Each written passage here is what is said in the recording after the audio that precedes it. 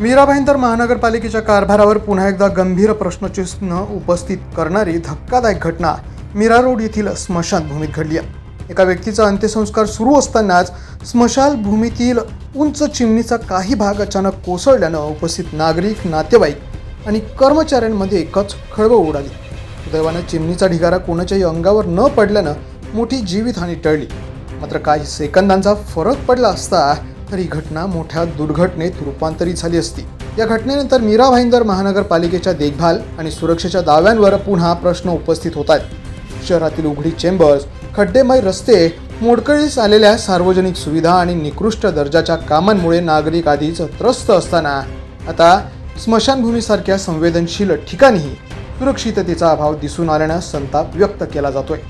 या प्रकरणावरून मनसेनंतर आता शिवसेनेनेही आक्रमक भूमिका घेत महापालिकेवर जोरदार टीका केली आहे. जिवंतपणीही सुरक्षितता नाही आणि ही मृत्यूनंतरही नाही अशा शब्दात महापालिकेच्या कारभारावर निशाणा साधत दोषींवर कारवाईची मागणी करण्यात आली आहे. तसेच तातडीनं दुरुस्तीची कामे करून नागरिकांच्या सुरक्षिततेची खात्री द्यावी, अन्यथा तीव्र आंदोलन छेडण्याचा इशाराही देण्यात आला आहे. दरम्यान या घटनेनंतर स्मशानभूमीतील इतर संरचनांचीही तातडीनं तपासणी करून आवश्यक दुरुस्ती करण्याची मागणी नागरिकांकडून केली जाते. आता या गंभीर प्रकाराची महापालिका किती गांभीर्यानं दखल घेते याकडे सर्वांचं लक्ष लागलं आहे.